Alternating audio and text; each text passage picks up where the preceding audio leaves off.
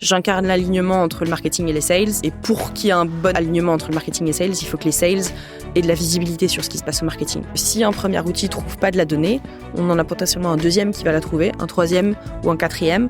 Ils ne sont pas tous basés sur la même source d'enrichissement. Ils ne sont pas tous basés sur la même puissance. Et donc notre objectif, c'est d'essayer de maximiser l'enrichissement de notre base et la validité de notre base. Bonjour à toutes et à tous et bienvenue dans le podcast La Growth Odyssey. Le concept est très simple, partir à la rencontre des héros du monde pro. Ça peut être des dirigeants, des responsables marketing ou encore des leaders des ventes. Elles ont toutes et ils ont tous un dénominateur commun, celui de vivre la croissance de l'intérieur.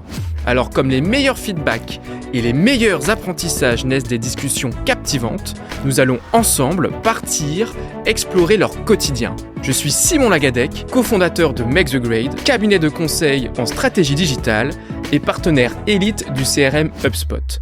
Je vous souhaite une excellente écoute sur le podcast La Growth Odyssey.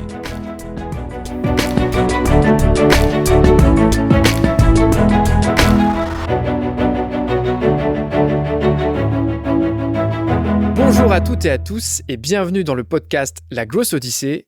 Aujourd'hui, je suis avec Camille Biscay, Marketing Ops chez Pigment. Salut Camille, comment ça va ? Salut Simon, ça va super et toi ? Bah écoute, ça va bien aussi. Vraiment content de pouvoir t'accueillir dans cet épisode pour parler d'un sujet qui demande de la vulgarisation. Donc ça va être vraiment le fil rouge. Donc le sujet du Marketing Ops. Donc avant de rentrer dans le vif du sujet, est-ce que tu peux te présenter et nous pitcher ce que fait Pigment ? Sans problème. Du coup, ça fait quelques années que je suis à Paris, que je bosse dans des scale-up. Je suis passée par pas mal de boîtes sur des jobs assez différents, en marketing, en gross marketing et aujourd'hui en marketing ops. Là, ça va faire presque 1 an et demi que je suis chez Pigment. Pigment, c'est une fintech française qui vend un logiciel de planification qui facilite la planification des leaders. Ça peut être la planification financière, mais aujourd'hui, on vend aussi notre outil sur des planifications de revenus opérations, de décarbonisation, de supply chain et de RH, par exemple. Donc une belle réussite française, notamment quand on regarde l'actualité, il y a une série D qui vient d'avoir lieu, donc une levée de fonds de 145 millions de dollars. On en parlera potentiellement de comment ça va ruisseler jusqu'à toi, ton quotidien. Mais juste avant, j'aimerais qu'on s'intéresse à ton parcours. Comment tu t'es retrouvé dans le marketing ops ? D'où c'est parti ? Quelle a été la genèse de tout ça ?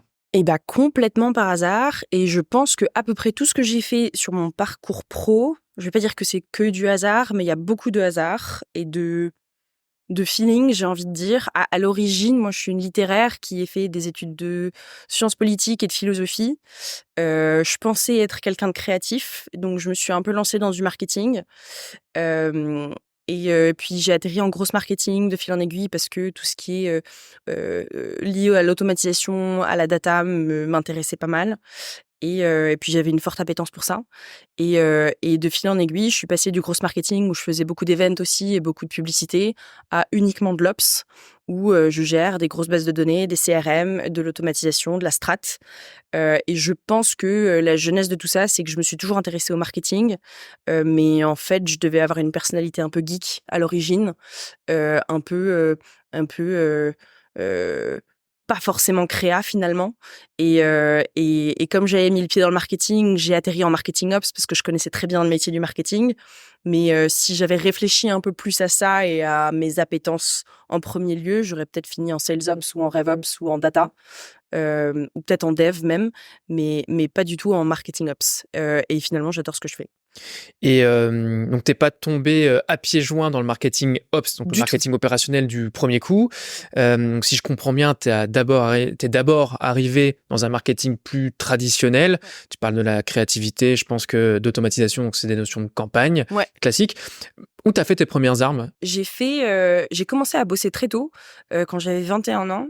À la fin de mon bachelor au Canada, je suis arrivée en France et j'ai commencé un stage dans une petite boîte SaaS complètement par hasard parce que, encore une fois, j'avais un voyage en Inde qui s'est annulé. Il a fallu que je trouve un stage rapidement pour pas rien faire de mes 10 doigts. Et je tombe dans cette start-up qui accepte de me prendre pour un stage de 3 mois. À l'origine Chief Happiness Officer. Donc je faisais à peu près tout, comme recrutement, office manager et notamment une partie du marketing. Il se trouve qu'à ce moment-là, je recrute le premier head of marketing de cette boîte-là, qui s'appelle Clément Genot, qui est actuellement chez Green Dot. Et c'est lui qui me met le pied à l'étrier un peu tout ce monde-là.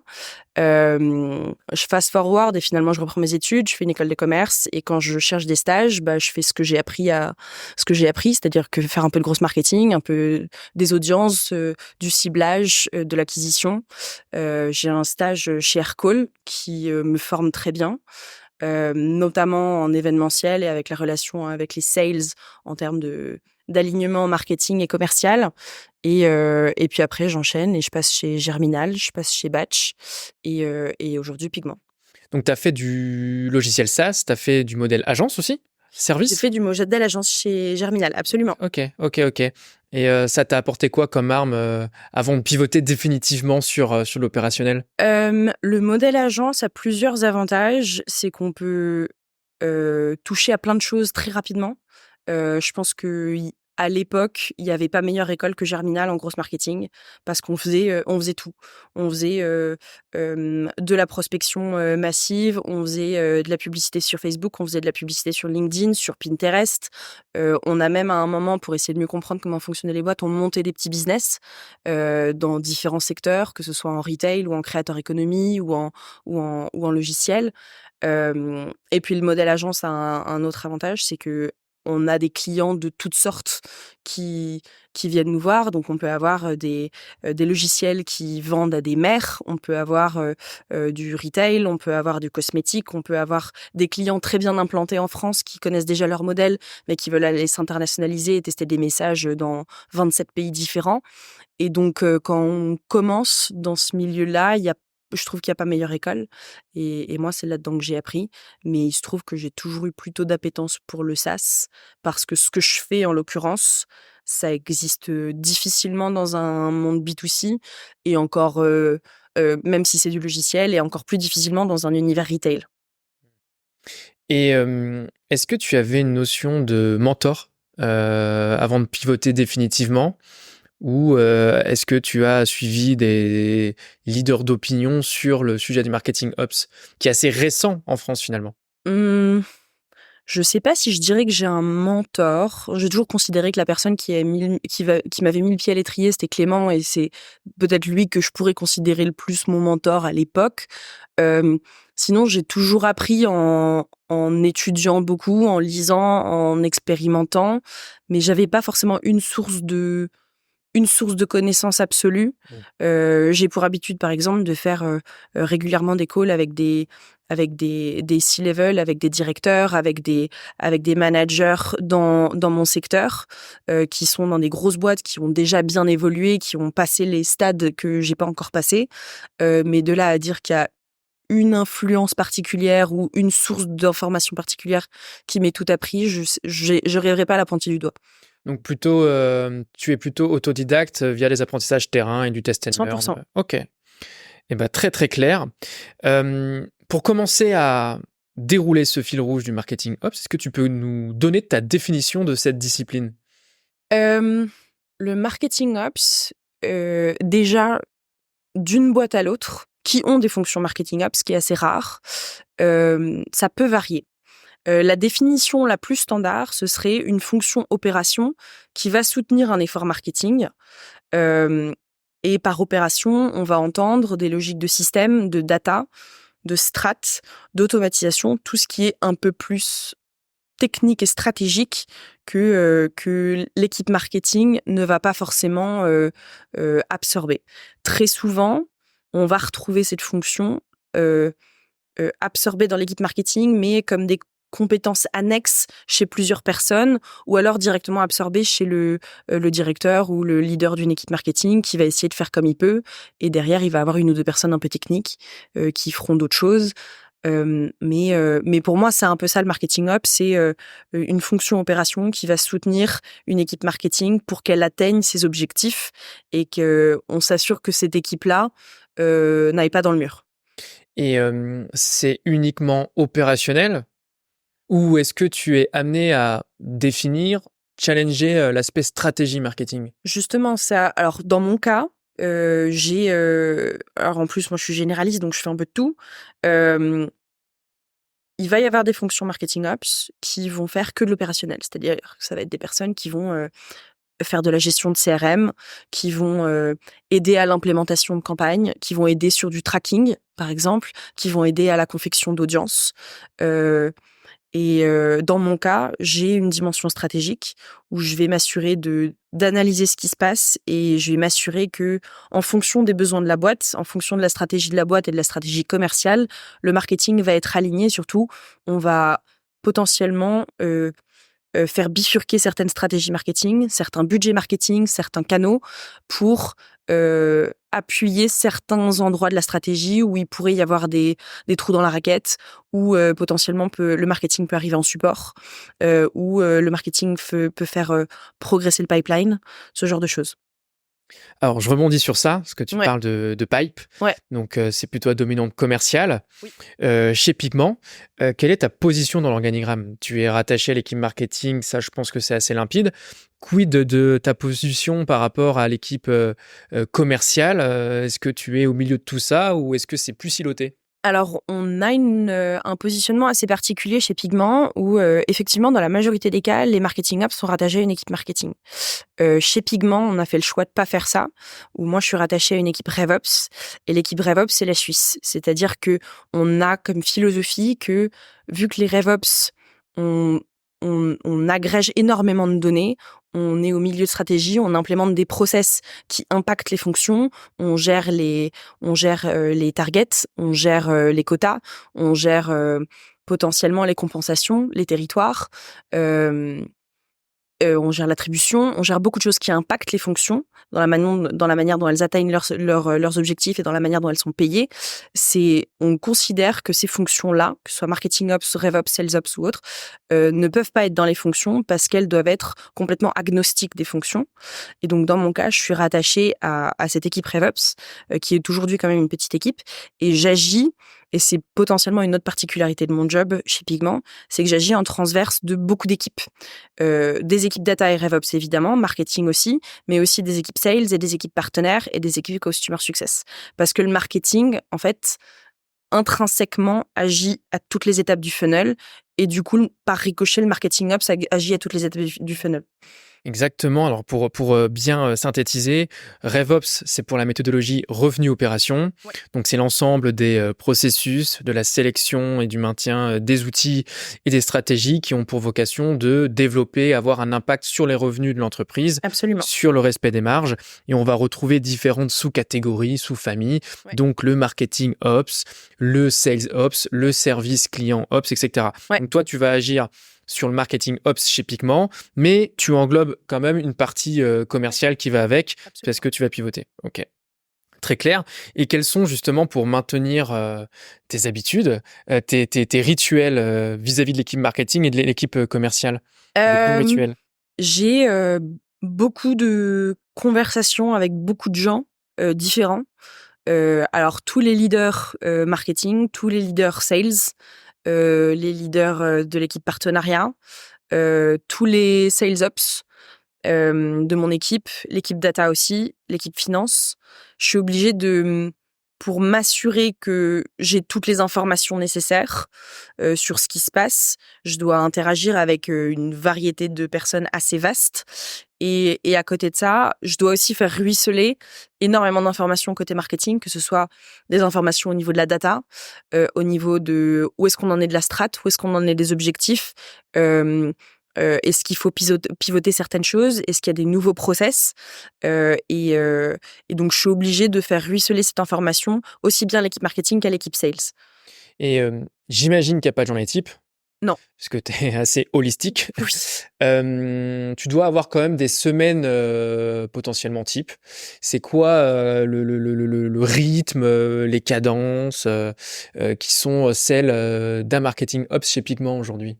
Alors, c'est assez lié à la façon dont on travaille dans mon équipe. On a une façon de fonctionner qui est très liée au project management, en fait. Chaque personne dans l'équipe va avoir 1 à 3 projets ultra prioritaires qui sont définis au début du semestre.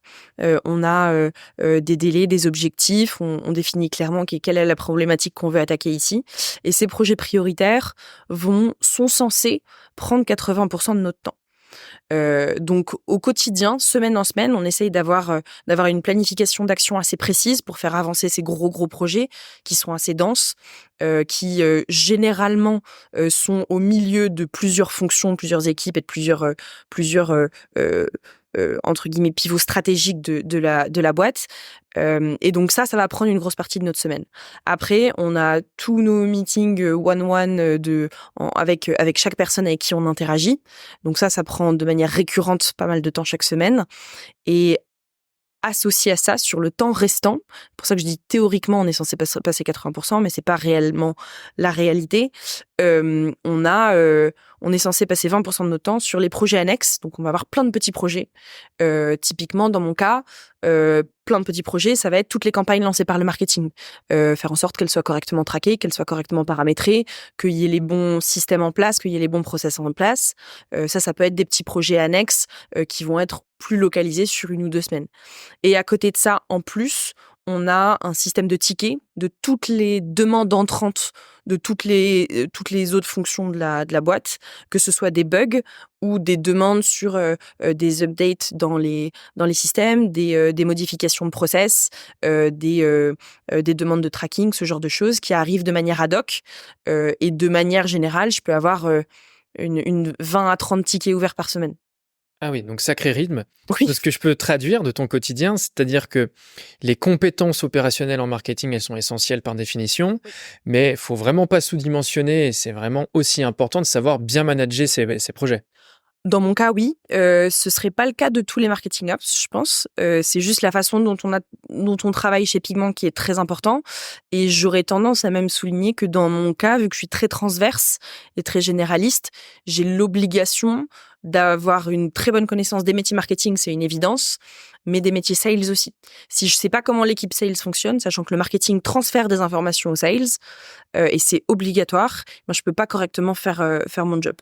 Donc, t'incarnes finalement l'alignement entre le commerce et le marketing. Comment t'entretiens ce côté être proche du terrain, notamment avec les commerciaux?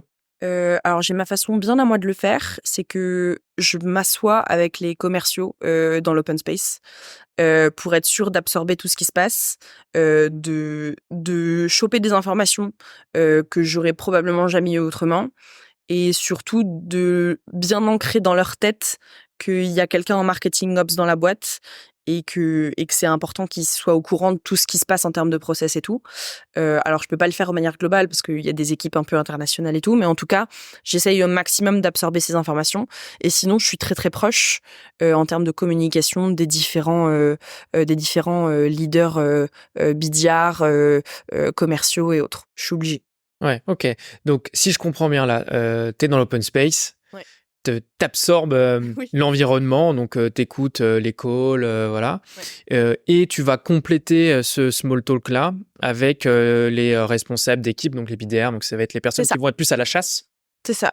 Vous avez- Il va y avoir d'un côté les BDR qui vont faire oui tout ce qui est chasse, prospection avec de l'emailing, des appels et autres. Et après tu as les AE, account exécutifs, qui vont être plus dans la partie gestion des deals jusqu'à la signature d'un contrat. Voilà, ok. Comme ça change d'une organisation à une autre. Donc, Absolument. chez Pigment, il y a les BDR pour la chasse, Ouais. la création d'opportunités, Ouais. et les account exécutifs qui vont prendre les opportunités, les travailler et les signer. Absolument. Et juste pour qu'on puisse bien comprendre le modèle, vos cibles prioritaires, donc les personas, et les ICP, donc les personnes morales dans lesquelles ces personnes physiques-là travaillent, c'est quoi vos cibles?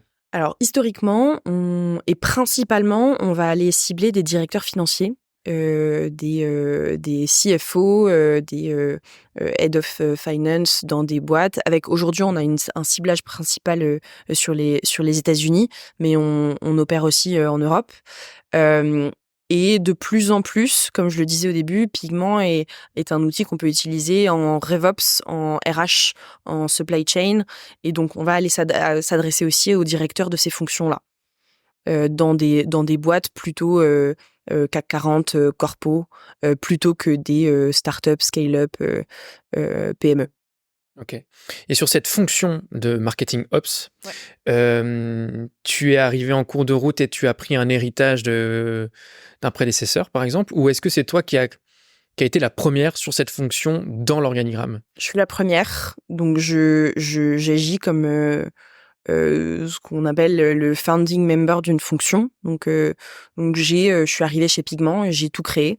Et l'objectif, c'était de passer d'un système de 4 personnes au marketing qui traquent tout sur des fichiers Excel à un système qui est beaucoup plus industrialisé et qui permet d'avoir tout ce qu'on a aujourd'hui, qui soutient une force marketing beaucoup plus grosse, quoi.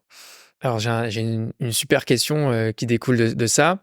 Quand t'es arrivé sur les 90 premiers jours, t'as fait quoi?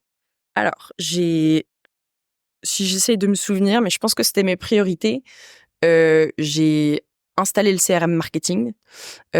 Aujourd'hui, chez Pigment, on est sur un double CRM. On a Salesforce côté commercial, et on a HubSpot côté marketing. HubSpot absorbe la donnée de Salesforce, donc je gère une base de données qui est à la fois marketing et commercial, alors que Salesforce est uniquement côté commercial. Et donc, quand je suis arrivée, ce HubSpot existait, mais à l'état de jachère assez monumental. Et donc, il y a un gros travail de structuration du CRM, de mise en place d'automatisation dans tous les sens, de systèmes d'enrichissement. Et j'ai aussi mis en place le deuxième volet de ça, et qui est un peu pivot sur ce dont tu parlais tout à l'heure, qui est j'incarne l'alignement entre le marketing et les sales. Et pour qu'il y ait un bon alignement entre le marketing et les sales, il faut que les sales aient de la visibilité sur ce qui se passe au marketing. Et donc, vu que leur univers, c'est Salesforce, c'était créer un système qui permet aux commerciaux de voir correctement ce qui se passe au marketing, mais pas tout voir, juste voir ce qui les intéresse, voir ce que eux ils peuvent activer pour ensuite créer du pipe, créer des opportunités, etc. Donc, il faut segmenter tout ce que fait le marketing, qui est énormissime en termes de marque, en termes de publicité, en termes d'emailing, etc., et distiller uniquement ce qui a de la valeur pour les sales et transférer ça de manière structurée dans Salesforce. Et donc, c'est un peu ce que j'ai fait sur mes 90 premiers jours. Ok, et dans votre HubSpot, vous êtes sur quel niveau de hub? J'ai le hub marketing et le hub ops. J'en ai un en enterprise et l'autre en pro, il me semble. Quand tu dis ops, je pense que c'est opération. Oui. Pour le formatage des données notamment. Oui. Pour les webhooks, pour les automatisations et tout ça. Ok. Donc, tu as une bonne pratique là-dessus d'ailleurs, parce que c'est le hub le moins connu dans HubSpot, le hub Operation. Donc, il permet vraiment de formater les données, de nettoyer les données en temps réel, de les combiner aux workflows d'automatisation du hub marketing. Alors, oui et non. Il est relativement... Alors, il fonctionne très bien et il y a plein de trucs, de fonctions, notamment sur le nettoyage des données qui sont suffisantes pour quelqu'un qui n'a pas besoin de pousser l'outil au maximum. Moi, ça me suffisait pas, donc j'ai énormément de scripts et d'automatisation qui vont au-delà de ça. La raison première pour laquelle j'ai eu besoin du hub opération, c'est pour l'utilisation des webhooks dans les workflows d'HubSpot pour pouvoir ensuite aller créer d'autres automatisations dans N8N. Et je pouvais pas lier les deux sans l'utilisation des webhooks. Après, ceci dit, il y a une très bonne fonctionnalité que j'ai pas, mais que j'envisage d'avoir sur le hub opération, que l'utilisation de formules custom dans les reports, qui permet d'aller créer des trucs un peu puissants en termes de reporting dans HubSpot, que aujourd'hui j'ai pas, mais que j'aimerais beaucoup avoir. Alors justement, sur ton LinkedIn, tu as noté, j'ouvre les guillemets, une de tes missions, concevoir et mettre en place la source de vérité pour le reporting marketing dans tous les systèmes. Oui. Donc, est-ce que tu peux nous expliquer en quoi ça consiste et comment tu t'y prends justement? Alors justement, c'est une grande problématique qu'on a, c'est comme je disais, on est sur un double CRM. On a de la donnée marketing propre à HubSpot, on a de la donnée marketing propre à Salesforce, surtout que on les formate volontairement de manière plus ou moins différente parce que il faut que ce qui soit dans Salesforce corresponde à l'univers d'e-sales, ce qui soit dans HubSpot soit la source de vérité marketing, mais en termes de data brute et en termes de reporting, c'est là où ça devient un peu méta, on met tout dans Pigment. Et donc, Pigment nous sert aussi, au-delà d'un outil de planification comme on vend à nos clients, nous, on s'en sert comme outil de planification en interne, comme outil de reporting en interne sur toutes nos fonctions. Et l'objectif, c'était, et c'est encore, d'unifier la donnée des deux CRM, d'unifier la donnée même au-delà des CRM parce que on a de la donnée dans tous les outils d'emailing, dans tous les outils de publicité, dans tous les outils de webinar, d'unifier toute cette donnée-là dans une table unique. Et là, je bosse avec des ingénieurs en data, des data analystes pour créer ce genre de table assez mastoc qui passe par des systèmes de BigQuery et limite ça sort de l'Ops, mais c'est quand même moi qui gère ça. Pour ça que je disais que je suis très généraliste. Et l'objectif, c'est de créer une source de données unique qu'on considère comme valide, avec la validité absolue, dans Pigment, où on a le reporting marketing de tout notre pipeline, la lead gen, l'influence, l'attribution, les campagnes, la totale. Ce qu'on ne reporte pas encore dans Pigment au niveau macro, c'est ce qui est justement au niveau micro, donc le taux de clic sur des emails, le taux d'open sur des emails, le CPC sur des ads, ce genre de reporting très, très, très, très détaillé qu'on va avoir dans des plateformes ad hoc. Mais tout ce qui est au niveau de reporting de la boîte qui permet de montrer la performance du marketing, on unifie tout au niveau des outils et on passe ça dans Pigment. Et justement, d'un point de vue statistique, métrique à suivre, quelqu'un qui veut se lancer dans le marketing ops, c'est quoi la traditionnelle salade tomate-oignon que tu préconises sur les statistiques à suivre pour bien piloter son activité, rendre des comptes aux équipes marketing, sales? Qu'est-ce que toi, t'aimes bien suivre? Qu'est-ce que tu recommandes? Alors, si j'essaye de synthétiser et de pas rentrer dans une multitude de KPI de métriques que je suis au quotidien, pour moi, il va y avoir deux chiffres clés que je vais suivre. Il y en a un qui va être quels sont les objectifs de pipeline de l'équipe marketing et est-ce que c'est atteint. Et après, il va y avoir l'efficacité et la vélocité du funnel. C'est-à-dire que je vais prendre toutes les étapes de mon funnel et entre chaque étape, je vais voir quel est le taux de conversion entre chaque étape, quel est le taux de déperdition et combien de temps je mets de passer d'une étape à l'autre. Et l'objectif, si je devais résumer un seul objectif et faire que ça en marketing ops, ce serait orienter la stratégie marketing pour faire en sorte que le funnel soit plus rapide et plus efficace. Ok, donc quand tu dis funnel, c'est vraiment tout le funnel dans son ensemble, c'est-à-dire depuis l'acquisition jusqu'au closing. T'englobes vraiment l'aspect jusqu'au closing et j'irai même jusqu'à l'expansion derrière en cross-sell et en upsell. Ok, donc vente croisée, vente additionnelle. Ok, ça marche. Comment ça se présente, les différentes étapes de ce funnel chez Pigment aujourd'hui? Aujourd'hui, nous, on a une étape de lead qui est la première qu'on traque aujourd'hui. Il pourrait y en avoir d'autres avant, qu'on n'a pas la capacité, ou en tout cas, on n'a pas priorisé de le traquer, mais qu'il faudrait un jour faire. Mais donc, on commence le lead. On a un nouveau contact qui a laissé ses données via un formulaire à Pigment. L'objectif, c'est de qualifier ce lead d'un point de vue marketing. S'il est qualifié, il devient marketing qualified lead. Et ça veut dire qu'il remplit un nombre minimum de données et de critères pour pouvoir être transmis à l'équipe commerciale. Dans notre cas, ça va être des données d'ICP. Quelle est la taille de sa boîte? Quel est son intitulé de job? Quel est son persona? Quel est le pays d'où il vient? Ce genre de choses. Et une fois qu'on a ça, on le transmet aux commerciaux et les commerciaux vont, encore une fois, qualifier ou déqualifier. Donc, les BDR rentrent là. Les BDR rentrent là. Alors, il peut y avoir tout un tas de scénarios où finalement ça va pas au BDR, ça va à un partner ou ça va à un account exécutif. Mais dans la majorité des cas, ça va effectivement au BDR. Et le BDR, il décide, OK, celui-là, il m'intéresse. Je peux lui vendre Pigment. Globalement, c'est ça la règle que je leur donne. Si vous pouvez à un moment vendre Pigment ou utiliser cette personne pour vous introduire à quelqu'un à qui vous pouvez vendre Pigment, vous y allez. Et même juste un petit message, salut, je suis ton point de contact chez Pigment, ça suffit parfois. Et si c'est quelqu'un à qui on ne peut pas vendre Pigment et on peut rien en faire, il le disqualifie. Mhm. Et une fois qu'il y a ça, on rentre dans l'univers des sales où il y a l'activation des sales. Donc là, toute la phase de prospection. Donc là, on a l'étape de SAL, Sales Accepted Lead. Et ensuite, on rentre dans des phases d'opportunité. Dans le côté SAL, toutes les entreprises ne sont pas structurées par cette antichambre. Ouais. Et, pour l'expliquer, en fait, ça va être je suis un account exécutive, je reçois une opportunité donc à travailler avec un contact, et je vais indiquer à cette étape-là si c'est exploitable selon moi. Si oui, je prends le relais, ou si c'est pas exploitable, à ce moment-là, ça revient en nurturing ou.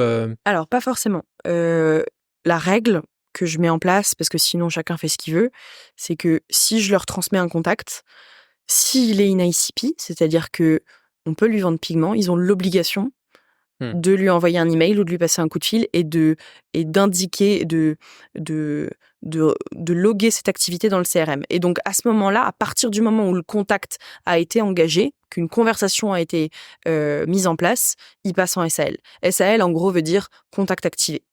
Et j'évite au maximum de leur donner des sortes d'exceptions où ils peuvent mais en fait je vais pas le contacter tout de suite donc je le mets en nurture, mais en fait non, je le mets en pause et je le contacterai dans 3 mois, parce que sinon on se retrouve avec justement un funnel qui est lent et où il se passe pas grand chose. Et c'est pour ça que je préfère que les commerciaux activent juste avec un message très simple plutôt que de faire des mails à rallonge très compliqués, des séquences, etc. Juste point de contact plutôt que de rien faire. Ouais, hyper intéressant. Donc, une sorte de garde-fou, ou du moins, on induit un rythme. Exactement. Pour éviter qu'il y ait des dérives, et au moins, c'est traité et ça avance au fur et à mesure. Ok. Donc, une fois que cette étape de SAL est validée, ensuite, on passe à quoi ? Ensuite, potentiellement, et encore une fois, plus ça va, c'est le fameux funnel en entonnoir, moins ça arrive, mais on a l'étape d'opportunité. Et là, il y a une particularité dans beaucoup de boîtes, mais au sein même des opportunités, il peut y avoir une multitude d'étapes. Nous, on va en regarder 2 principales. Si je dois qualifier mon funnel et essayer de le simplifier, on va avoir une étape d'opportunité. Donc, on a un rendez-vous qui est pris avec un prospect où il y a un intérêt. Et ensuite, cette étape-là, on l'appelle SQO, Sales Qualified Opportunity. Et ensuite, on a une autre étape après ça qui s'appelle Sales Accepted Opportunity, où en gros, la première étape, c'est le BDR qui prend un rendez-vous. La deuxième étape, c'est l'account exécutif qui valide qu'il y a un projet. Et donc, potentiellement, les BDR peuvent prendre des rendez-vous. L'account exécutif est inclus dans ces rendez-vous et il va se rendre compte pendant le rendez-vous, pendant la conversation qui est une conversation de qualification, qu'en fait, il n'y a pas de projet. Il n'y a pas de besoin, il n'y a potentiellement pas de budget, ce genre de choses. Et donc, s'il n'y en a pas, l'opportunité est rejetée par l'AE. Si on y en a, l'opportunité passe en SAO. Et si elle passe en SAO, c'est à partir de ce stade-là qu'on considère qu'il y a du pipeline. Et dans votre organisation aujourd'hui, il y a combien de BDR pour les accounts exécutifs ? Est-ce que c'est... Ça dépend des régions. Ah, ok. Ça dépend des régions. Il me semble que on est quasi, avec quelques exceptions, mais à un ratio de 1 pour 1. Ok. Donc, c'est les régions qui changent pour vous. Et quand tu dis région, c'est les pays ? Ouais, c'est les territoires. On peut avoir typiquement une région, ça peut être l'Europe du Sud, l'Europe du Nord. Les États-Unis sont divisés en 4 ou 5 territoires. Le Canada, ce genre de choses. Donc super, très clair. Donc tu nous as bien résumé le funnel, donc ça va aider à tout le monde à bien comprendre comment ça se hiérarchise. Maintenant, je sais que tu suis quelque chose avec attention, c'est les touchpoints. Est-ce que tu peux nous expliquer de quoi il s'agit, comment tu le confrontes à ce funnel-là et à quoi ça te sert en tant que marketing ops ? Alors, pour comprendre ça, il faut comprendre que le marketing va avoir deux canaux d'action. Un canal d'action en acquisition, donc la création de nouveaux contacts pas encore existants dans la base de données via des canaux marketing, et un canal où ils vont réengager des contacts existants, des prospects déjà activés ou des prospects en phase de nurturing, ce genre de choses. Globalement, ce qu'on va aller regarder d'un point de vue touchpoint, et généralement, même, j'irai au-delà de ça. Je regarde plutôt les points de conversion que les touchpoints et je vais faire la différence. Un point de conversion, c'est une action du prospect. Donc, il télécharge un contenu, il s'inscrit à un webinar, il soumet un formulaire de demande de démo. Un touchpoint, ça va être, il a ouvert un email. Il a vu une ads, il a cliqué sur une ad, mais il n'y a pas vraiment de volonté de partager une information avec nous, ou en tout cas, juste il screen. Et donc, ce que je vais aller traquer aujourd'hui de manière plus précise, ça va être les points de conversion. Et ces points de conversion, je considère que c'est des signaux d'intérêt plus ou moins avancés dans le funnel qui vont indiquer plusieurs choses. Dans le cas d'un contact qu'on réengage, donc qui existe déjà dans le CRM et notamment dans Salesforce côté commercial, c'est un signal qui dit aux sales, peu importe si c'est un nouveau contact, pas un nouveau contact, que vous avez eu une conversation il y a 2 semaines, vous utilisez ce signal pour potentiellement relancer la conversation. Parce que ce prospect-là, il est allé sur notre site, il s'est intéressé à Pigment de près ou de loin, donc utilisez ce genre de signal. Dans une logique de lead gen, le premier point de conversion, c'est celui qui nous permet de créer un lead. Et derrière, ce qu'on va essayer de faire, c'est de multiplier les points de conversion de plus en plus qualifiés pour s'assurer que déjà on essaye d'agréger le maximum de données sur le lead pour s'assurer que si oui ou non il est dans notre ICP et est-ce qu'on va le faire passer en marketing qualified lead, et si oui, on a quand même une dimension de scoring où on veut s'assurer que le marketing qualified lead est suffisamment chaud, et pour faire ce scoring, je compte le nombre de conversions dans une certaine fenêtre de temps. C'est-à-dire que si j'ai 12 points de conversion en 1 an versus 12 en 1 mois, ils vont pas être scorés de la même manière. Donc le scoring, c'est la capacité à donner corps aux intentions et aux Exactement. comportements pour valoriser une intention d'achat tout simplement. Absolument. Donc pour expliquer, tu parles de lead scoring, donc en fonction de certains comportements réalisés par le contact ou de certaines informations qu'il partage avec nous, on va donner une importance à ces éléments-là avec une valeur, et atteint un certain volume de points, on va pouvoir envoyer une tâche pour prendre un contact à un commercial dédié, donc BDR, un compte exécutif, en fonction de où on se trouve dans le funnel. C'est ça. Ok, tu fais ça avec HubSpot ? Alors, j'ai un système un peu custom qui n'existe nulle part ailleurs, et c'est là où je m'amuse un peu chez Pigment, parce qu'on a cette j'ai cette opportunité de faire des choses qui sont pas standards. Il y a des systèmes dans les CRM par défaut qui permettent de traquer ça, sauf que je considère qu'ils sont pas suffisamment précis et pas suffisamment avancés pour correctement traquer ces choses-là, les formater et les transmettre aux commerciaux 3 en 1. Et donc, ce que je fais, c'est que je crée des objets custom qui sont formatés de telle manière que j'arrive à standardiser chaque conversion. Donc, j'ai énormément d'automatisation qui, à chaque conversion, donc à chaque soumission de formulaire, à chaque clic qui m'intéresse, et ben, je vais aller créer une entité de cet objet custom que j'ai créé dans HubSpot et qui va se synchroniser dans Salesforce avec moins d'informations parce que je transmets dans Salesforce uniquement les informations qui sont utiles aux sales.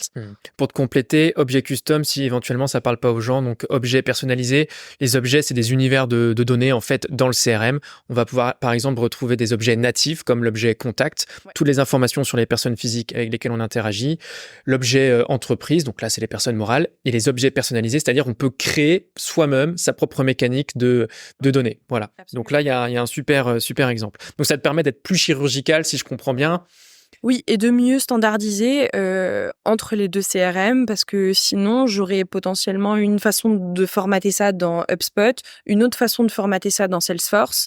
Ces 2 façons-là se communiquent pas forcément entre elles. Et derrière, en termes de reporting, dans mon 3e outil qui est Pigment, et d'avoir une façon de unifier, de gérer la donnée marketing, j'aurais beaucoup de mal à le faire. Donc au moins, comme ça, j'ai le même objet partout. Donc, dans votre écosystème d'outils tiers, donc il y a Salesforce qui cohabite avec HubSpot, on va dire que c'est le pilier. Ça redescend l'information dans Pigment. Ouais. C'est quoi les autres outils que vous utilisez au quotidien ? J'imagine qu'il y en a plein. Il y en a plein. Je vais pas faire toute la stack, mais on a une multitude d'outils d'enrichissement. Notamment des Clearbit, Apollo, Captain Data, Drop Contact. On a côté marketing, un outil de webinar qui s'appelle Goldcast. On a toute la farandole de plateformes de publicité auxquelles vous pouvez penser. Bing Ads, Google Ads, LinkedIn Ads, Facebook Ads, la totale. Et puis après, côté sales, on va avoir d'autres outils comme des outils d'appel comme Gong, des outils de prospection comme Lemlist ou Outreach, ce genre d'outils-là. Ok, donc si on fait un focus sur quelque chose qui est essentiel en tant que marketing ops aujourd'hui, à savoir les outils d'enrichissement de la donnée, est-ce que tu peux revenir sur cet aspect-là? Tu nous as parlé d'Apollo, tu nous as Clearbit, je crois aussi, voilà. Il y a plusieurs écuries. Pourquoi en avoir plusieurs? À quoi ça vous sert? Et juste avant de dire ça fait beaucoup de questions, je sais. C'est quoi l'enrichissement en cascade? À quoi ça sert? Alors, l'enrichissement en cascade, et c'est justement pour ça qu'on en a plein, qu'on a plein d'outils, c'est un système qui permet de sécuriser notre enrichissement. C'est-à-dire que si un premier outil trouve pas de la donnée, on en a potentiellement un deuxième qui va la trouver, un troisième ou un quatrième, et parce qu'ils sont pas tous basés sur les mêmes serveurs, ils sont pas tous basés sur les mêmes sources d'enrichissement, ils sont pas tous basés sur la même puissance, sur le même nombre de crédits, et donc notre objectif, c'est d'essayer de maximiser l'enrichissement de notre base et la validité de notre base. D'un point de vue marketing, c'est essentiel parce que on traite souvent de la donnée très imparfaite. Je prends une comparaison. Un commercial qui va créer un contact dans Salesforce, il va la créer potentiellement déjà enrichie. C'est-à-dire qu'il va savoir que Michel quelque chose, il est DAF dans telle boîte, et donc directement, il arrive à voir, il faut juste qu'il trouve son email, mais à partir du moment où il a son email, c'est bon. D'un point de vue marketing, potentiellement, je vais me retrouver avec un Gmail, ou je vais me retrouver avec un Michel, mais une initiale pour le nom de famille. Et donc, c'est ça qui est beaucoup plus difficile à enrichir. Et c'est pour ça que j'ai besoin de beaucoup plus d'outils pour essayer de transformer ces données imparfaites, potentiellement partielles, en données actionnables par les sales. Et surtout, en données que je peux qualifier. Parce que si j'ai pas de la donnée valide, j'ai pas la certitude que ce contact il est dans cette boîte, que cette boîte on peut lui vendre pigment, et tant que j'ai pas ça, mon lead il passe pas en marketing qualified lead, et donc j'ai une base énorme de leads qui reste là et qui attend parce que j'ai pas la certitude que je peux la transmettre aux sales, parce que je transmets aux sales uniquement quelque chose qui vaut la peine et sur lequel ils peuvent passer du temps. Donc l'idée, c'est pas avoir une multitude de contacts qui sont des coquilles vides, mais c'est vraiment de les faire en sorte qu'elles soient pleines et pleines de bonnes données qu'on va pouvoir utiliser à des fins de marketing ou à des fins de vente. Absolument. Pour une entreprise qui va être plus novice sur le sujet de l'enrichissement en cascade, qu'est-ce que tu préconises pour amorcer la démarche? Honnêtement, c'est une histoire de budget ou de préférence. Il y a des outils qui sont plus techniques, d'autres qui permettent de faire des enrichissements plus ad hoc. Typiquement, quand on était chez Germinal, on n'en avait qu'un, c'était Drop Contact. Et ça suffisait pour ce qu'on avait à faire. Je pense que Drop Contact, c'est probablement l'outil le plus accessible en termes de budget et en termes d'utilisation, que ce soit via un upload de fichiers ou via les API. Les autres sont peut-être un peu plus avancés et plus chers. Donc, peut-être que je recommanderais celui-là. Ouais, pour te compléter en deux infos, je sais que chez Make the Grade, on utilise Faro actuellement, donc qui nous permet de faire du scrapping avec des ciblages spécifiques. Et dans l'abonnement à partir du starter, je crois, il y a un drop contact qui est pris en compte dedans, donc ça nous permet de scraper et d'enrichir la donnée en même temps, puis de l'importer dans notre HubSpot. Et deuxième chose, donc ça c'est un peu plus récent, ça arrive, c'est HubSpot qui a racheté Clearbit. Oui, absolument. Donc, voilà, donc j'ai hâte de voir ce que ça va donner, mais ce qui se dessine, c'est qu'ils vont internaliser Clearbit directement dans la solution. Donc on peut très bien s'attendre dans quelques mois à avoir un contact que l'on crée soi-même dans son HubSpot, et ça vient enrichir nativement directement le contact. Sachant qu'HubSpot fait déjà quelque chose de très très cool, qui est que quand on crée une entreprise et qu'on indique juste le nom de l'entreprise et le domaine, via un système qui s'appelle HubSpot Insights, ils vont pré-remplir le LinkedIn de l'entreprise, le nombre d'employés, la région, la ville d'origine, ce genre de choses. Donc il y a déjà un système d'enrichissement préétabli dans HubSpot. Et effectivement, le rachat de Clearbit pourrait potentiellement pousser les choses beaucoup plus loin. Ouais, j'ai hâte de voir. Et en fait, ouais, ils utilisent donc ces notions de clés primaires. Donc là, ils utilisent notamment le nom de domaine de l'entreprise Absolument. pour scraper toutes ces données-là. Donc c'est vrai que ça fait gagner du temps. Ouais. Ok, donc tu nous parlais des autres outils que vous utilisez. Est-ce que toi, en tant que marketing ops qui découle du revenu opération, comme on disait au tout début, tu as droit de regard sur la sélection des outils ou pas? Alors, j'ai droit de regard, oui. Globalement, il faudrait que je sois mise dans la boucle de toute la sélection des outils qui peuvent être greffés d'une manière ou d'une autre à la stack marketing. Aujourd'hui, ce genre de process n'est pas hyper standardisé. Juste, j'entends parler qu'il y a une sélection d'outils et je demande qu'on me mette dans la boucle, etc. Potentiellement, d'ici un an et demi, je sais pas quand, parce que j'essaye de pas trop processiser là où c'est pas nécessaire, surtout quand je suis toute seule. Mais il faudrait qu'il y ait un système de request qui dise bon bah il y a une validation marketing ops de l'outil, non pas parce que j'ai envie d'avoir un droit de regard sur absolument tout ce qui se passe, et ça m'amuse pas forcément d'avoir la main sur toute la stack marketing, ça demande beaucoup de gestion, mais rien que d'un point de vue tracking et notamment tous les outils qui sont intégrés à HubSpot, j'ai besoin de regarder parce que très souvent les outils ils disent oui non mais on a une intégration avec HubSpot, mais derrière l'intégration elle lit partiellement des choses, elle écrit des choses qu'il ne faut pas écrire, elle gère pas les objets custom, elle gère pas les propriétés custom, et donc moi j'ai besoin de savoir avec quoi on joue et surtout quel niveau de complexité de process ou de tracking je vais devoir mettre en place pour pallier les manquements à une intégration qui a des trous dans la raquette. Et c'est pour ça que je pose la question, parce qu'on vit une époque incroyable où en fonction de l'équipe à laquelle on appartient, on a des objectifs qui sont complémentaires, mais aussi décorrélés des autres équipes.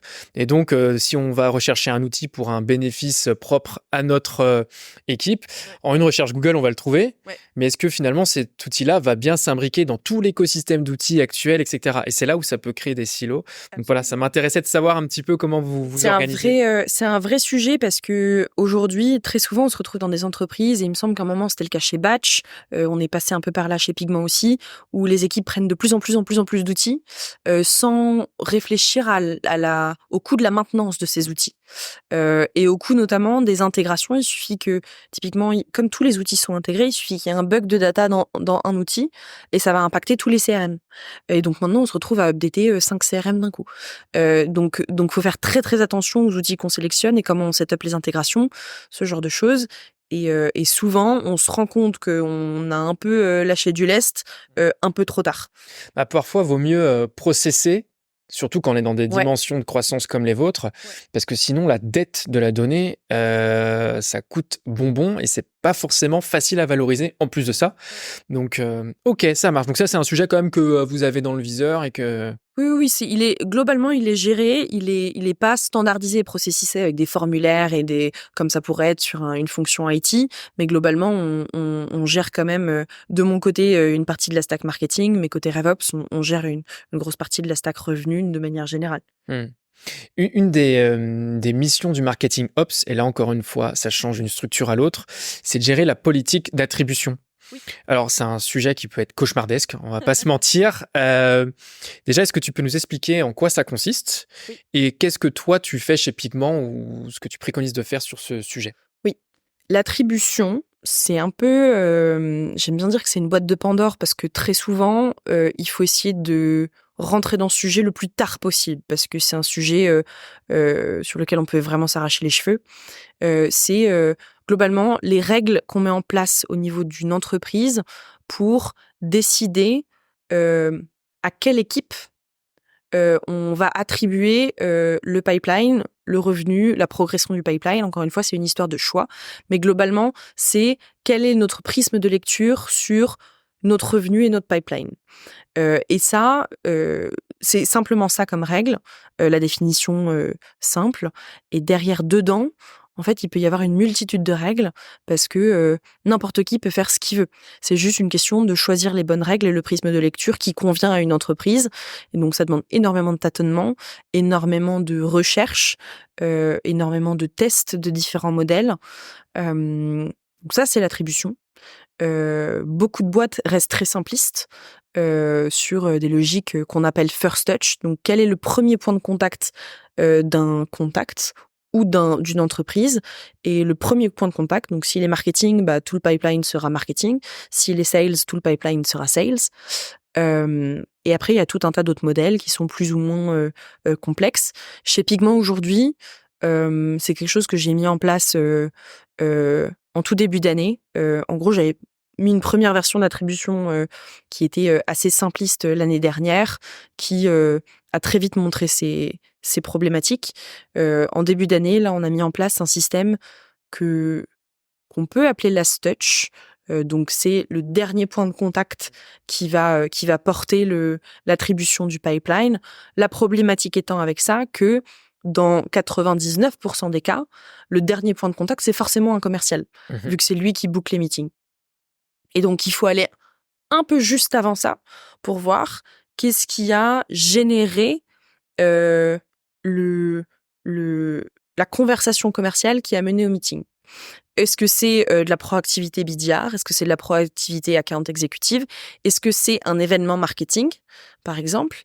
Et là, en plus, je rentre dans un autre niveau de complexité qui est, si c'est un événement marketing, qui est-ce qui a mené tel ou tel contact pour s'inscrire à cet événement? Si c'est un BDR qui a envoyé une invitation à un événement marketing, le prospect via un événement marketing et derrière, il y a une opportunité, globalement, tout du long, c'est le BDR qui a fait un travail. Il a juste utilisé un canal marketing pour essayer d'engager davantage son prospect, mais c'est le BDR qui a fait le travail. Et donc, ce qu'on essaye de voir, c'est est-ce que le sales, il réagit à quelque chose? Et s'il réagit à quelque chose, est-ce que c'est lui qui a généré cette réaction ou pas? C'est assez corrélé aussi, la logique d'attribution au jalon de croissance dans lequel se trouve l'entreprise. Oui.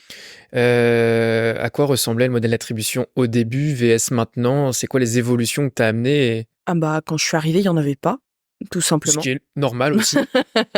Tout simplement. Ce qui est souvent étonnant, c'est que tu peux voir des entreprises qui sont très très évoluées, qui ont toujours des galères de modèles d'attribution. Et très souvent, ce qui se passe sur des entreprises relativement early stage, donc des petites PME ou des startups en devenir de scale-up, mais pas encore, c'est que quand c'est des boîtes qui sont sales-led, donc qui ont une force commerciale prédominante, très souvent, ça va être attribué au commercial jusqu'à ce qu'une force marketing émerge, souvent un peu tard. Et à partir du moment où il y a une force marketing, il commence à y avoir ces petites guéguerres de, vu que le marketing a des objectifs et les sales ont des objectifs, il faut essayer de diviser ça en deux, mais quelles sont les règles pour diviser ça en deux?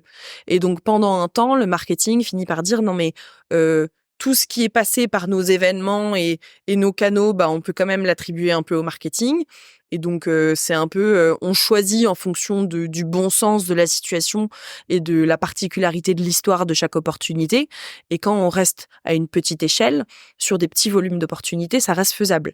Dès qu'on rentre dans une industrialisation où il y a beaucoup de volumes de pipeline de manière globale, avec des équipes un peu partout dans le monde, c'est ingérable de faire on choisit comme ça, un peu au doigt mouillé, en fonction du bon sens. Et donc, c'est là où, généralement, on finit par mettre en place des règles d'attribution, même très simples, parce qu'il faut avoir une structure, une forme de fil rouge qui décide de voilà comment notre pipeline est attribué, surtout parce que derrière, d'un point de vue analyse, si chaque opportunité est attribuée de manière complètement aléatoire, on n'a aucune manière d'analyser le pipeline parce que c'est complètement au cas par cas.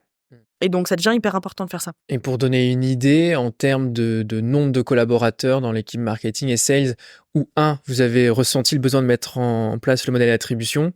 Ouais. Vous étiez à combien à peu près? Je pense que on devait être peut-être...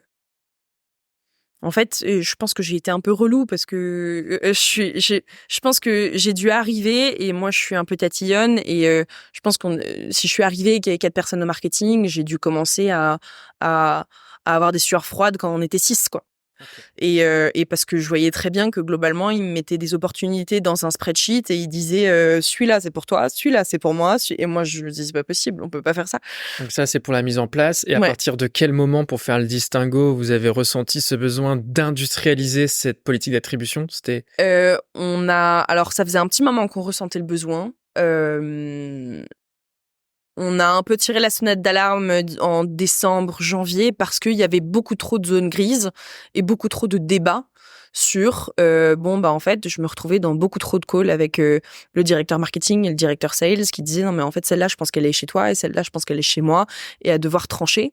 Et donc j'ai décidé d'arrêter de devoir trancher et de mettre des règles absolues avec de temps en temps une potentielle exception parce que chaque modèle d'attribution a ses défauts, mais comme ça au moins tout le monde sait à quoi s'en tenir et tout le monde a validé le modèle et tout le monde est d'accord.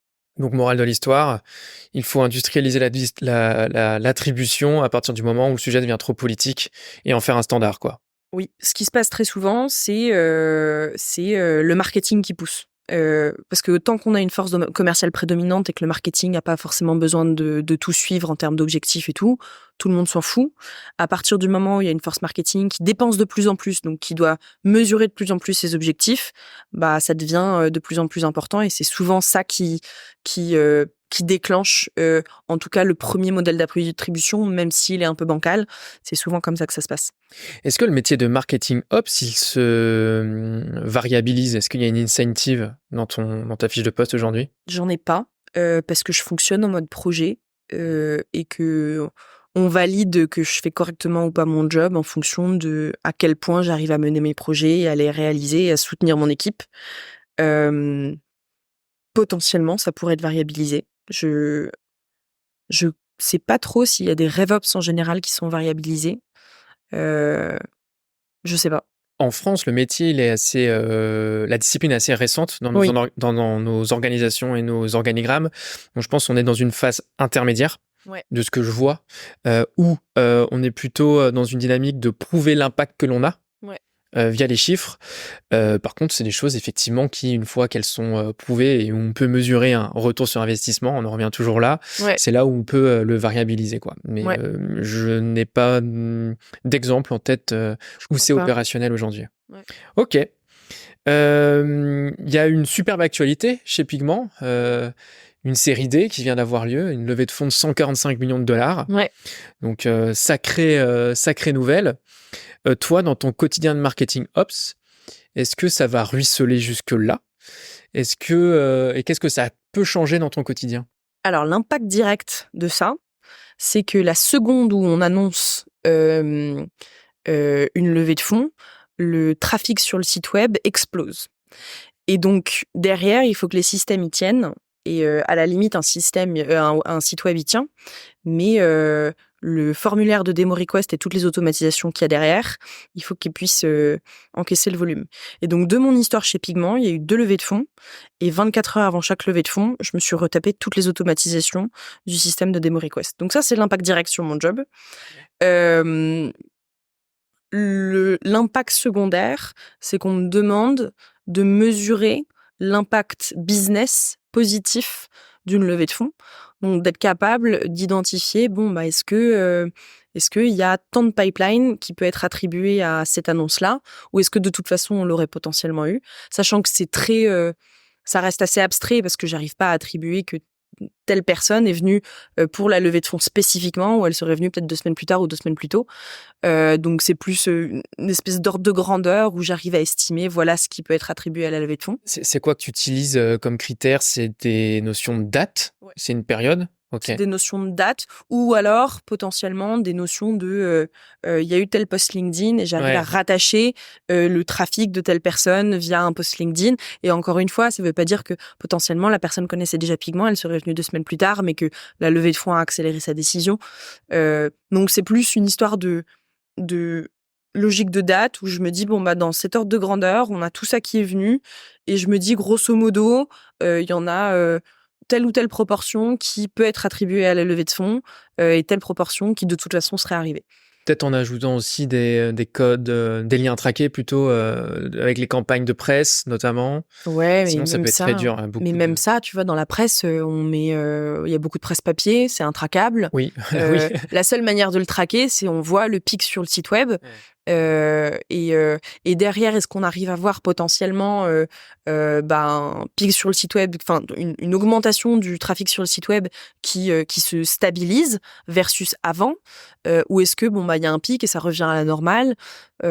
D'essayer de mesurer un peu, l'impact comme ça, mais ça reste très abstrait. Mais sinon, j'ai pas trop d'impact sur mon job au quotidien. Ouais, il y a, pas des nouveaux chantiers, tu fonctionnes en projet, des nouveaux chantiers qui arrivent par rapport à ça? Non. Ce qui peut en fait, c'est pas lié à la levée de fonds, c'est plus, les chantiers que je vais avoir, ils existent de toute manière. Potentiellement, la levée de fonds, elle va, et c'est pas propre au marketing ops du coup, c'est propre au RevOps. On va nous demander, davantage d'analyse sur le business, davantage d'analyse sur le pipe, le revenu, le funnel, ce genre de choses, pour identifier, ce qui va pas, où est-ce qu'il faut qu'on mise, davantage, qu'est-ce qu'on arrête.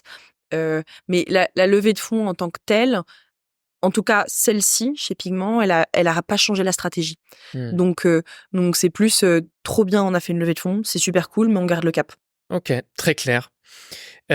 Aujourd'hui, on a quand même un sujet rouleau compresseur qui arrive dans nos quotidiens, celui de l'intelligence artificielle. Ouais. Comment aujourd'hui il s'inscrit dans ton quotidien de marketing ops? Ouais. Comment tu l'utilises? Qu'est-ce que tu commences à faire ou qu'est-ce que tu vois arriver prochainement?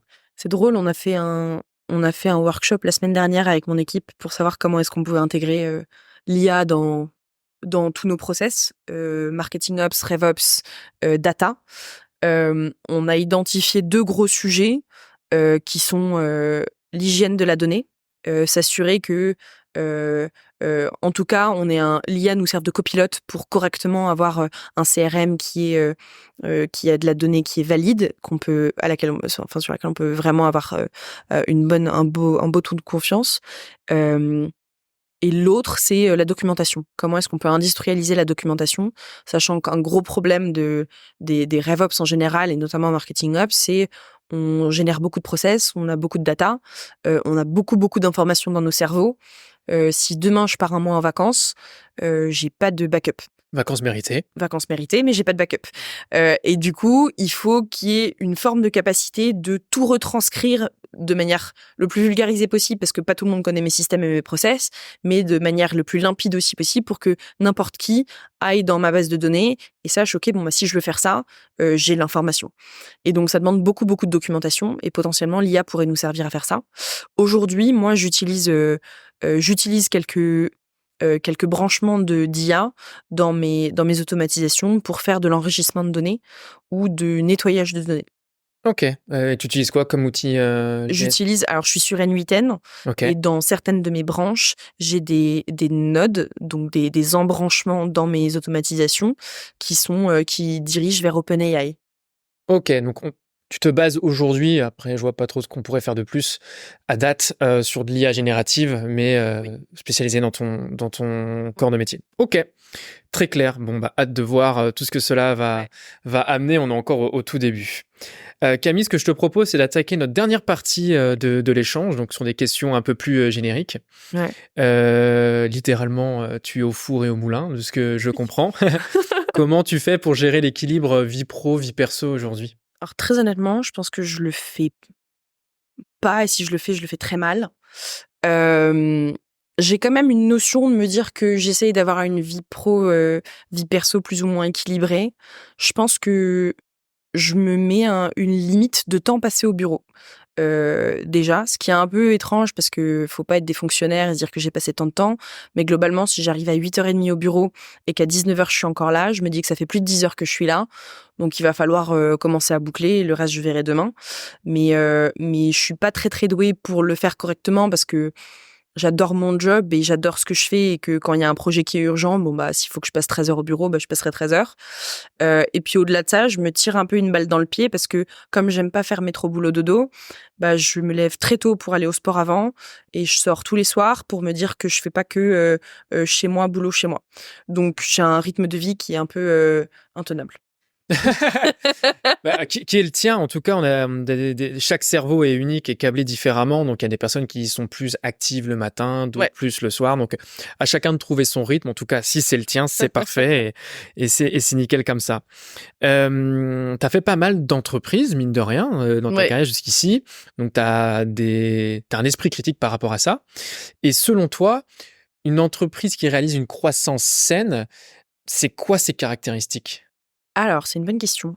Pour moi, il y a un critère qui est indispensable, qui est on ne peut pas avoir une entreprise qui a une croissance exponentielle si ses coûts sont exponentiels. Ça n'a pas de sens. Et donc, pour moi, une entreprise qui a une croissance saine, c'est une entreprise qui, déjà, va avoir une croissance plus ou moins organique, qui est maîtrisée. Et puis, au-delà de ça, une croissance qui ne dépende pas de coûts équivalents. C'est-à-dire que au bout d'un moment, il va falloir gérer de la performance en termes d'optimisation de process, en termes de taux de conversion, ce genre de choses. Et je prends un exemple, ça ne sert à rien d'avoir une grosse croissance et se dire on va faire plus de pipeline juste en recrutant plus de BDR. Au bout d'un moment, il faut aller voir, OK, comment est-ce qu'on optimise l'efficacité des BDR actuels. Parce qu'il y a un coût de formation, il y a un coût de ramp-up, il y a un coût de recrutement, il y a un coût de gens, et ça, c'est valable pour toutes les fonctions. Donc pour moi, une entreprise qui a une bonne croissance, c'est ça. C'est une entreprise qui maîtrise sa croissance, notamment par la maîtrise des coûts. Ça, c'est une top réponse sous le prisme marketing ops, donc j'adore. J'ai l'habitude de dire qu'il n'y a pas d'odyssée sans adversité. Ouais. Donc selon toi, Camille, quel est ton plus grand ennemi? Je crois que ça va être un peu bateau, mais je pense que je suis extrêmement perfectionniste et je dis ça dans le sens où je suis très souvent frustrée de ce que je fais parce que c'est très difficile d'atteindre la perfection. Et j'avais une personne que je mets beaucoup dans une ancienne entreprise qui me disait « Mais Camille, il faut que tu arrives à te satisfaire de 80% parce que ton 80%, c'est le 100% de la majorité des gens. Et ça me demande énormément d'efforts de me satisfaire d'un 80%. Et je pense que mon pire ennemi, c'est d'essayer d'arriver au 100% en permanence parce que personne n'y arrive. Donc j'ai un gros travail sur moi de descendre d'un échelon. De dosage. De dosage. Ok. Mais comme quoi, ça apporte du bénéfice aussi, parce que tout à l'heure, tu disais que tu avais, entre guillemets, tapé du poing sur la table pour cette logique d'attribution quand c'était le temps. Donc, c'est le perfectionnisme aussi que tu recherches qui vient de là. Oui, probablement. Qu'on peut le transformer en qualité. Si tu avais un conseil à donner à la Camille des tout débuts, qui se lance dans le marketing ops, tu lui donnerais quoi comme conseil? Probablement sois patiente. J'ai très souvent voulu aller trop vite. J'ai très souvent eu l'impression d'être plus vieille que mon âge et du coup d'avoir la sensation que je devrais être à certaines étapes de ma vie pro en me comparant à des gens qui avaient 10 ans de plus. Et donc à vouloir griller les étapes et d'avoir encore une fois cette frustration-là de pas être au même niveau que personne qui avait 10 ans de plus que moi. Et donc je pense que je lui donnerais comme conseil sois patiente parce que tout vient à point qui sait attendre et surtout qu'il n'y a pas de raison que j'arrive pas à mes objectifs. C'est juste une question de prendre les choses au bon rythme. Super mantra, super conseil, je le partage. Et enfin, dernière question, pour un futur épisode du podcast La Grosse Odyssée, quel entrepreneur ou quel leader du marketing, des ventes, pourquoi pas du service client, tu pourrais nous recommander? Je pourrais te recommander plusieurs personnes. Il y a un binôme qui est assez exceptionnel, que je recommande, qui sont les jumeaux, Édouard et Louis Huguin, qui sont chez Pigment tous les deux, qui font honnêtement des grandes dingueries.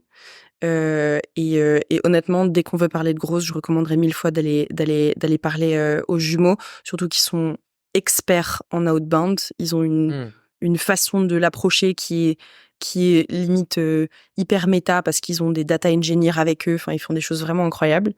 Il n'y a pas eu un mercato récent? Il n'y a pas un des deux qui a rejoint l'autre? Si. Ouais, j'ai cru voir cette C'est ça. Et du coup, maintenant, on a les deux jumeaux chez Pigment. Donc honnêtement, ça fait une bonne team. Donc je recommanderais de parler aux deux et de les avoir tous les deux ensemble parce que c'est assez marrant de voir leur symbiose. Et sinon, en termes de leader, je pourrais te recommander Sonia Waxel, l'ancienne CMO de Batch, qui est un personnage, qui a une énergie extraordinaire, qui a une vision du marketing très client-centrée, donc qui sort d'une dynamique acquisition à tout prix, ROI à tout prix, pipeline à tout prix, et qui est dans une logique satisfaction client, et comment on fait justement pour aller et du coup qui est vraiment à l'autre bout du funnel, comment on fait pour aller générer du cross-sell, de l'expansion et réduire son churn via le marketing. Ce qui est la finalité du marketing, d'un point de vue inbound en tout cas, et ce qui est le nerf de la guerre actuellement avec des pipes qui se rallongent et qui Absolument. se complexifient. Ok, des super recommandations Camille, donc pour une saison 3, on ira regarder ça avec grand plaisir. Merci pour tes lumières. Très intéressant, on a dû vulgariser le marketing Ops comme on le souhaitait. Donc je te souhaite une bonne continuation et puis à bientôt. Merci beaucoup Simon, à bientôt. Merci beaucoup pour votre écoute. J'espère sincèrement que cet épisode vous a plu. N'hésitez pas à nous suivre sur votre plateforme préférée et à nous laisser 5 étoiles sur Apple ou Spotify. Et en attendant le prochain épisode de la semaine prochaine, je vous souhaite une excellente croissance à toutes et à tous.